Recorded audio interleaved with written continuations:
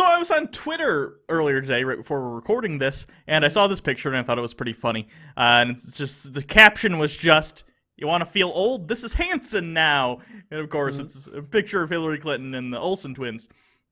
But that got me thinking, what the fuck happened to the Olsen twins? Because look at them in this picture. They look like the goddamn Crypt Keeper's nieces.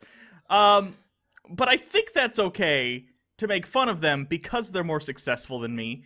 But then that got me thinking about how they're friends with Dave Coulier, Uncle fucking Joey from the show. So that sort of detracts. That got me thinking about Dave Coulier. So I go to Dave Coulier's website. Dave Coulier has a website, by the way. If you don't know, his career, alive and kicking, apparently. Somehow he stretched that casting accident into a 20 or 30 year long career. And I'm not kidding. On his website, first of all, it's got an annoying animated little thing of him just doing this. Just doing this. And then it has a little thing that says, "Explore my website using the arrows on your keyboard." Dave Coulier is under the impression that his own audience doesn't know how computers work. Now, on top of all this, every 5 seconds or so, on Dave Coulier, the professional stand-up comedian's website, is just audio of him going, not even impressions like he did on Full House. It's a sight like a fucking birthday clown.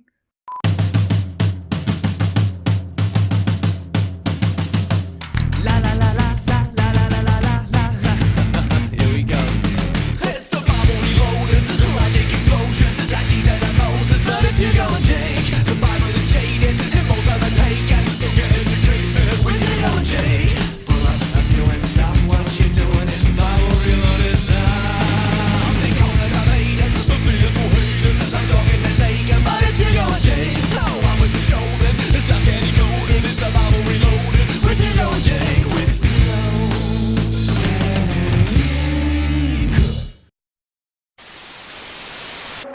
Hello everyone, I'm Hugo. And I'm Jake. And this is the Bible Reloaded. What's the dramatic turn? Yeah, I don't know. Like a necessity, or? He had suits so fine they could make Sinatra look like a hobo. Okay. Anyway, today we're continuing in our study of Isaiah. If you remember last time, we actually got into some story, which is fucking wonderful after all the bullshit we've been through. The king of Assyria was encroaching on Hezekiah's territory, which is where the Israelites are living. He's the king of the Israelites at this point. They came and they basically said, "Listen, surrender your city to us. We're conquering the entire area. We'll make life better for your people. And if you don't, we're gonna wall off your city, or we're going to siege your city, basically. And you're gonna have to drink your own pee and eat your own poo. So please and do one that." guy in the back was like, "I already do that." They're like, "Shut up, Gary. Shut the fuck up, Gary. Shut the fuck up." So today we're continuing with let's see how Hezekiah takes this news in Isaiah 37. Yeah, this is good though because this is the second to last Isaiah episode. And then we're pressing forward because We'll be fucking done. We are so close to the New Testament I can taste it. Not like a real taste. Like I haven't taken a bite, but like it's like when you go into a bathroom right after someone used it and it's real bad and you can almost taste it with your nose. We can smell the shit of the New Testament near us. Fresh stuff. Joel. Anyway. Joel? Yeah.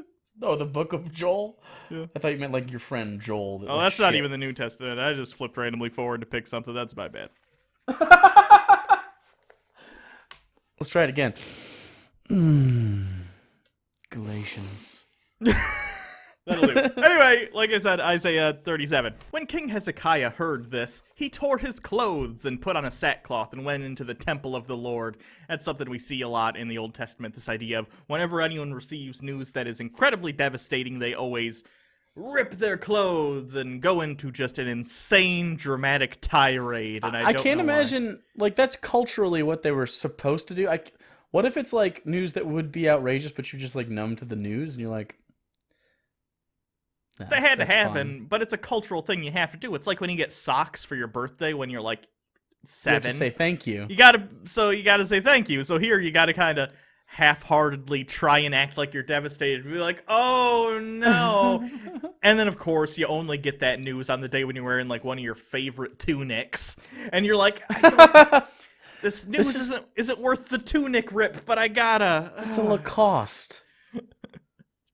Also, I had one of those situations when I was a kid. I collected X-Men trading cards, and I got like a binder, like a 3-ring binder, and it was like, you know, those plastic ones from back in the day. And it had Wolverine, the blue and yellow original Wolverine from the animated series on the front. It was really cool. It was like, and then so I got that from my aunt for my birthday, and then like the very next present I opened was from my uncle, and it was the same exact thing.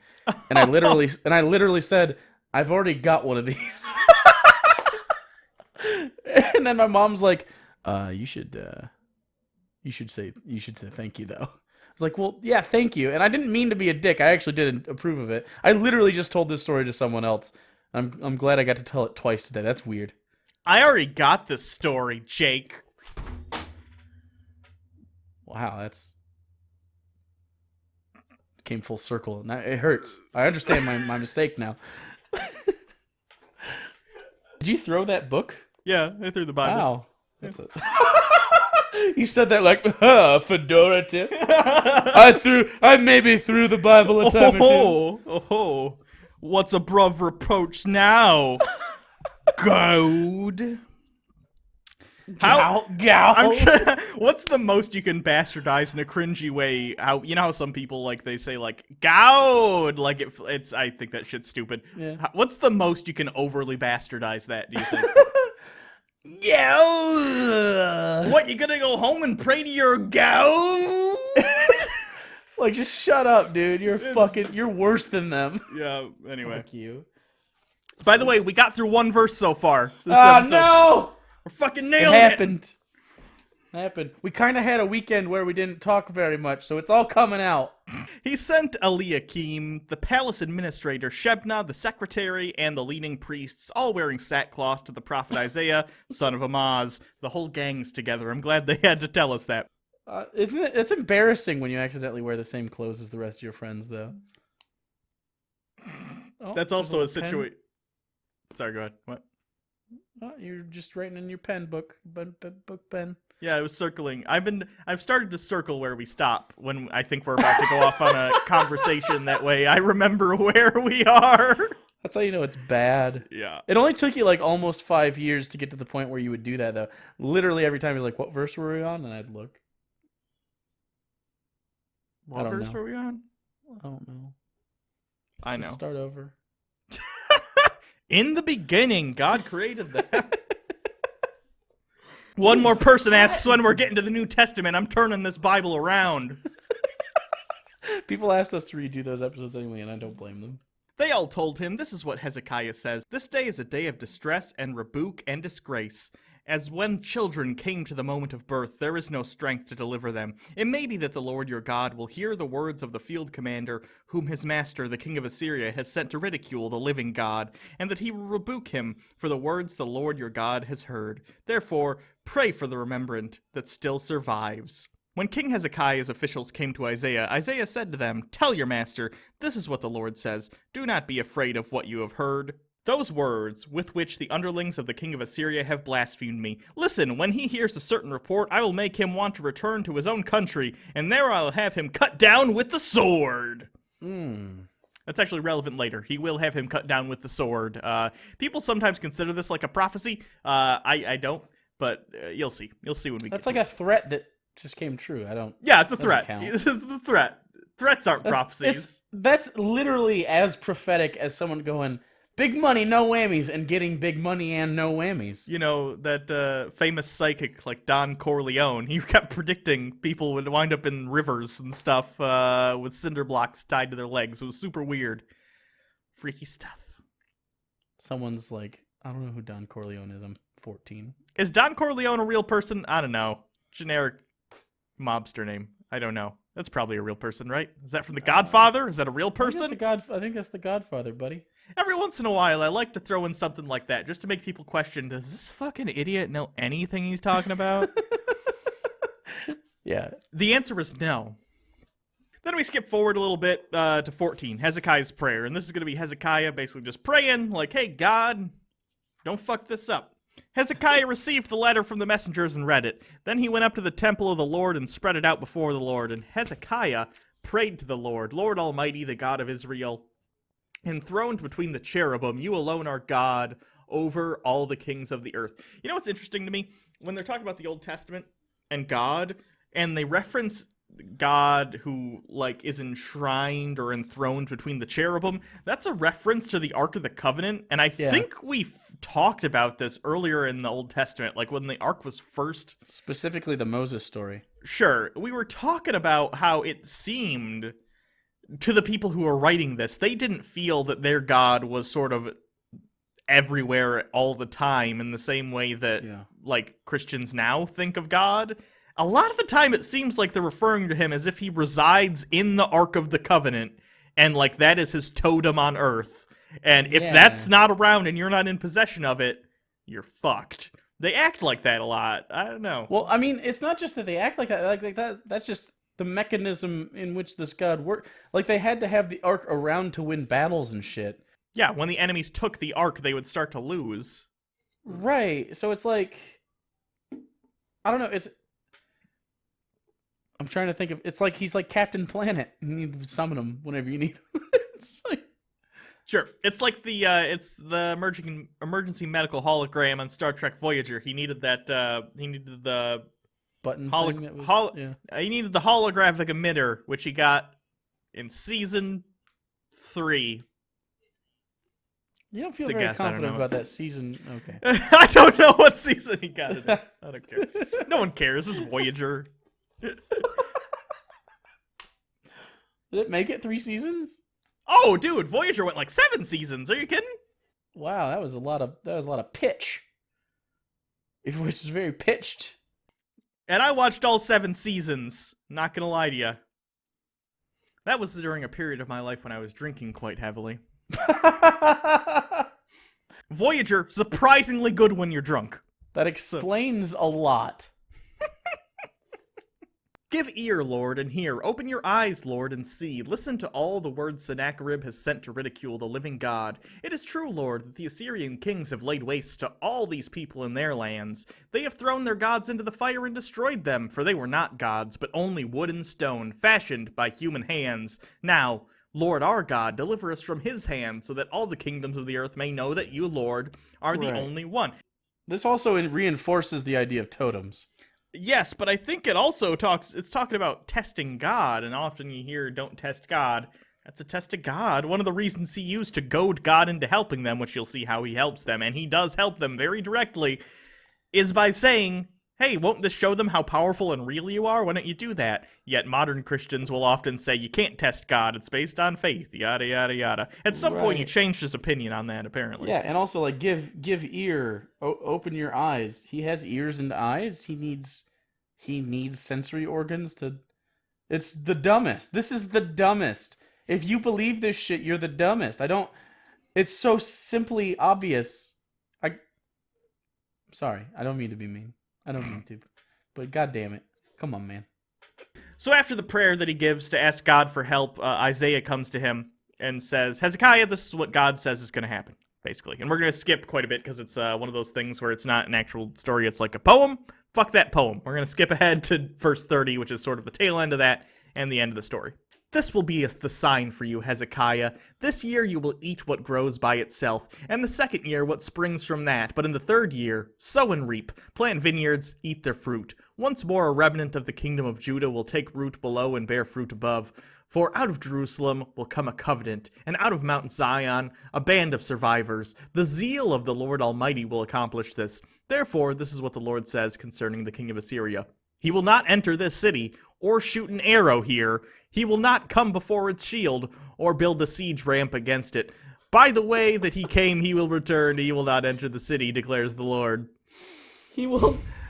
I'm God. I'm almighty. I have the unlimited power to create an actual universe, to give and take and sinning and creation, and also no siege ramps. I can keep people from making mounds of earth.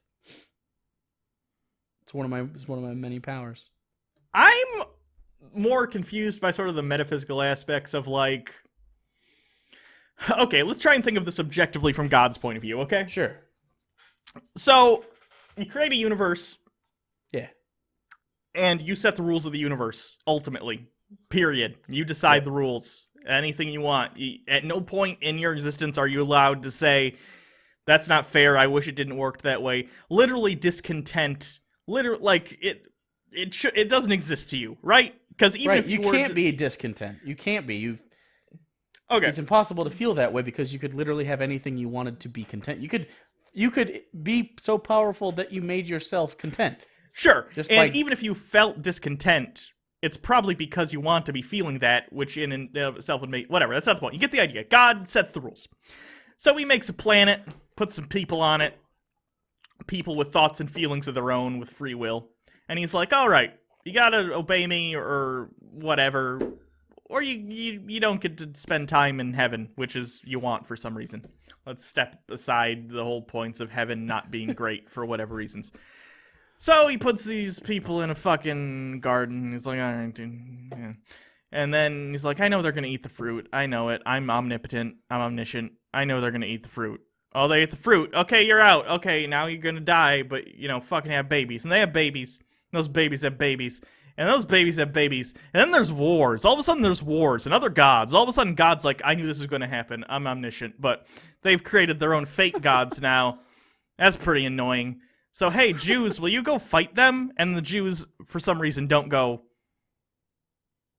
why don't you just, make them not exist? Like, you don't have to kill them, just make it so they never existed. You have the power to do that. And God just goes, eh.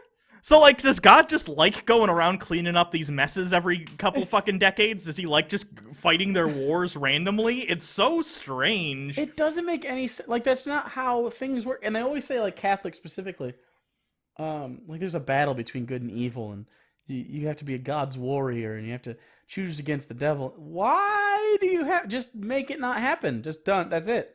And then you get to the point where if you're in this discussion with a Christian, they'll sometimes say, well, it's mysterious. God works in mysterious ways we can't understand. Well, he also decided that the beings he would create can't understand it, apparently. He decided to do that. That's a feature for him, not a bug. He decided. Also, I want him to be real confused about all the things I'm doing that hurt him. Yeah, there's a reason, but they don't get to know. Which, in and of itself, I would argue, doing something for someone that hurts them, even if it's for a good reason, if you don't tell them the reason, that in and of itself is a bad thing. Yeah. So, fuck this. It's just anyway. There's not... If you think about it for just a little bit, it just doesn't... This conversation took no time. Yep. Then the angel of the Lord went out and put to death 185,000 in the Assyrian camp. Yeah, 185,000 people. When the people got up the next morning, there were all the dead bodies. So Sennacherib, king of Assyria, broke camp and withdrew. He returned to Nineveh and stayed there. One day while he was worshipping in the temple of his god Nisroch, his son, I'm not going to try and pronounce Adramelech. And Adramelech and Sherazur killed him with the sword, and they escaped to the land of Ararat. And Esarhaddon. Okay, his all right. son succeeded. There's a new king. You don't care. All right. What did we learn here today? Well, I guess if you believe in a god, you should pray to him and hope he'll solve your problems for you. Because if you don't, I guess you're just fucked. There was no, other way out of that story. I forget I'm an atheist. I forget until we read this shit. And if you're the king of Assyria, I guess he made the sound military move in withdrawing because he didn't get killed in the battle. But then, while you're worshipping in your garden at home, watch out for your sneaky as fuck sons who killed you for some ulterior motive we don't know. And isn't addressed because they ran away. They didn't stay. A different brother became king, so it wasn't like a power grab move. It was just a shisha, stab and run. Sometimes you just want to stab a guy, you know? I know we live in the royal family, and our father is very successful in conquering other countries or other nations, whatever you want to call it. But shisha, stab and run. Shisha! Shisha, pocket sand. Anyway. All right. Well, I had fun. Yeah, I did too, actually. Good for us. Okay, so we're gonna do one more. We're gonna do like a wrap up of all the other Isaiah stuff because it's basically this shit over and over because it's during an occupation. It's chronicling of bullshit, but we wanted to give you guys a nice big taste of because it's one of the bigger Old Testament books. And then we're gonna move on. I think we could just do one-offs for a lot of these other books, but then Jonah is probably gonna be the next big one. I think. Like the whale, right? He got ate by a fish. That's Jonah. That's Jonah. There he is. It's a good story, though. I actually really like that one. It's actually a story. And then very shortly in the New Testament, a lot of people are saying, like, you're so many pages away. We're skipping a lot of the bullshit. It's fine. We'll be in the New Testament this year, I think. Yes, mostly. Yeah. Unless something catastrophic happens. Or something wonderful happens, and we dare to dream as high as to become successful as Dave Coulier. Hey, we're going to have a website soon. HugoandJake.com. Check it out. Might be up right now. It's better than Dave Coulier's website. I'm not kidding. I genuinely think our site is better designed than Dave Coulier's. We do have a forum up. Oh, so do we? Okay. Yeah, so you can do the forum things. We also have Discords. All the links are in the description if you're interested in any of that. Show up. I'm around on the Discord pretty often. I might not talk all the time, but I am watching. And eventually we're gonna do. There's a VIP room there, and we'll do some fan interaction stuff. It'll be a lot of fun. But I don't have like a lot of time right now, but I will have time. And then I feel like there's more things going on, but I forgot them. Shirts. Oh, we have T-shirt shale. That's what the thing was. A shale. One T-shirt shale. Hugo and Jake T-shirts, first ever run, first edition, never been sold before. You only got till like 21st or something like that of June. Maybe it's later. I don't remember. 18th. Buy the shirts. I bought one already. It's actually they're really yeah, cool. They're fantastic. They're made by Grim Artworks. Fantastic artist. He's done some of the stuff that you've seen if you're a Patreon patron. You've gotten stickers that were made by him. I think I have one. Hey, Jake button. I was literally, yep. But yeah, he drew my face and I look beautiful. Support Grim Artworks. If you like stuff, he does stuff. He's got stuff. We're such good salespeople. He's so good though. I wish I had a quarter of his talent to put somewhere. Like those are attribute points in a video game and I could reassess them. Yeah. I might be an alright person. I'm not though, so. You know. Anyway, you can always follow us on Twitter at Bible Reloaded. Follow Hugo Reloaded. I don't know what you're doing. This feels loosey goosey, so I'm just gonna go with it. And, there's a Patreon. Getting closer to the Harold Penisman show. And yeah. So let's sing us out. You have a guitar.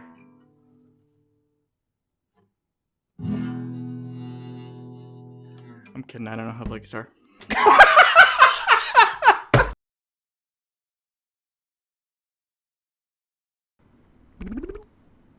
Oh, there it is. I'm not kidding. Just that's the noise he's making. Who does that appeal to? I don't get it. Well, I think you could. In fairness, that's a pretty good general. These are the jokes I tell.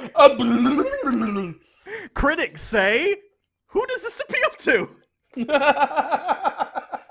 That's Dave Coulier's whole website. Is him just going 2 out of 5 stars. Could be worse. Dave Coulier's going, I'm not even a stand-up anymore. Even I'm just curious. Who are you people? I'll pay you to show up and tell me why.